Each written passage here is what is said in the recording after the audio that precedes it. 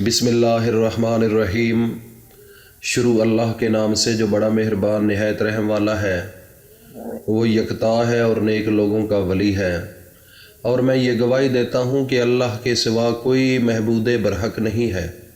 وہ اکیلا ہے، اس کا کوئی شریک نہیں۔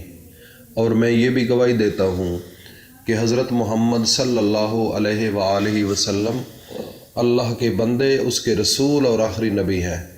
اے میرے اللہ، میرے نبی حضرت محمد مصطفیٰ صلی اللہ علیہ وآلہ وسلم پر اور ان کی آل پر اور ان کے تمام صحابہ اکرام رضی اللہ تعالی عنہم اجمعین پر اپنی خاص رحمتیں، برکتیں اور سلامتی نازل فرما۔ میرے بھائیوں اور دوستوں، میری ماں، بہنوں، بیٹیوں، آج کا جو وظیفہ ہے وہ یہ ہے کہ اگر آپ پر کوئی مشکل وقت آ جائے، کوئی پریشانی آ جائے، تو میرے نبی حضرت محمد مصطفیٰ نے فرمایا کہ یہ وظیفہ کر لو، اس سے آپ کی پریشانی، دکھ، تکلیفیں ختم ہو جائیں گی۔ تو جب دکھ کی بات آتی ہے، تکلیفوں کی بات آتی ہے، تو مجھے میرے نبی کی آل کی سوچ میرے ذہن میں آ جاتی ہے کہ میرے نبی کی آل کے ساتھ کتنی دکھ، تکلیفیں، پریشانیاں آئیں، اور میرے نبی حضرت محمد مصطفیٰ صلی اللہ علیہ وآلہ وسلم نے طائف کی آبادی کے اندر کتنا دکھ اٹھایا۔ اپنی سوچ لے کر گئے، اللہ کی حکم کے مطابق اللہ کا پیغام لے کر، لیکن ان ظالموں نے کیا سلوک کیا میرے نبی کے ساتھ۔ جب انسان اس طرف سوچتا ہے تو انسان کے رونگٹے کھڑے ہو جاتے ہیں۔ میرے نبی حضرت محمد مصطفیٰ صلی اللہ علیہ وآلہ وسلم پر خوشی بھی آئی تو الحمدللہ پڑھا، غم آیا تو الحمدللہ پڑھا، دکھ تکلیفیں برداشت کی، لیکن اللہ کے دین کو نہیں چھوڑا، اللہ کو نہیں چھوڑا۔ میرے نبی حضرت محمد مصطفیٰ صلی اللہ علیہ وآلہ وسلم جب دنیا میں تشریف لائے تو جہالت اتنی جہالت تھی کہ وہ کہتے تھے کہ ما وجدنا علیہ آباءنا۔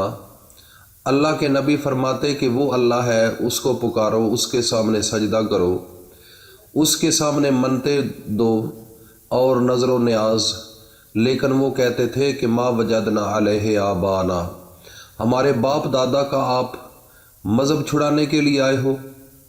بڑے بڑے طعنے دیتے تھے میرے نبی حضرت محمد مصطفیٰ کو۔ وہ کہتے تھے ہم اپنے باپ دادا کا مذہب چھوڑ دیں آپ کی باتوں پر لگ کر، تم کہتے ہو کہ اللہ کو پکارو۔ تو میرے نبی بڑے غمگین ہوتے، پریشان ہوتے، اتنی جہالت تھی اس وقت۔ تو جب کچھ عرصہ گزرا تو میرے نبی نے جب سوچا کہ اب کوئی تھوڑی سی نئی روشنی ہے، نئی سوچ ہے، تو طائف میں چلتے ہیں، وہاں پر جا کر اللہ کا پیغام سناتے ہیں۔ ہو سکتا ہے کہ ان میں سے کوئی بھی انسان اللہ کے احکامات پر آ جائے، اللہ پر ایمان لے کر آ جائے۔ تو میرے نبی حضرت محمد مصطفیٰ گھر سے نکلے۔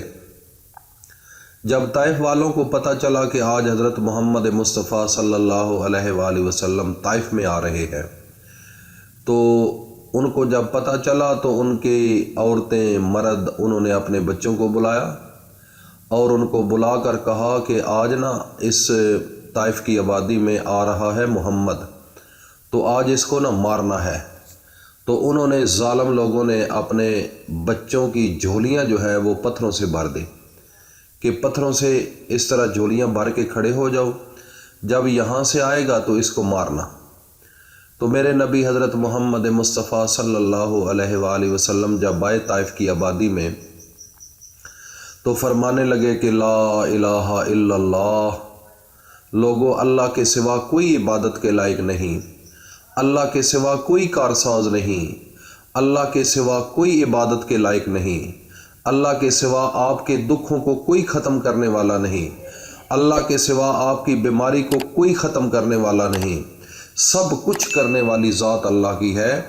ان کو چھوڑو جن کی تم پوجا کرتے ہو، لات، منات، عزا، حبل، ان کو چھوڑ دو، اصل حق اللہ ہے، اس کی طرف راغب ہو جاؤ، اللہ کی طرف آ جاؤ، اللہ کے سامنے جھکو، اللہ کے سامنے رو، اللہ رب العزت آپ کی تمام مشکلات کو آسان کر دیں گے۔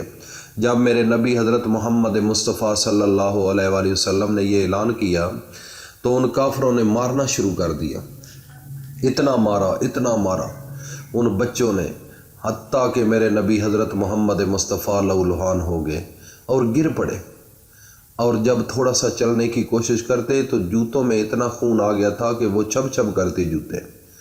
تو میرے نبی حضرت محمد مصطفیٰ صلی اللہ علیہ وآلہ وسلم گھٹنوں کے بالوں سبادی سے باہر نکلے تو ایک درخت تھا، اس درخت کے ساتھ آپ نے تھوڑا سا آسرا لیا، بیٹھ گئے، اور ماتھے پر ایک پتھر لگا ہوا تھا، اس کو نکالا تو خون کا فوارہ نکلا۔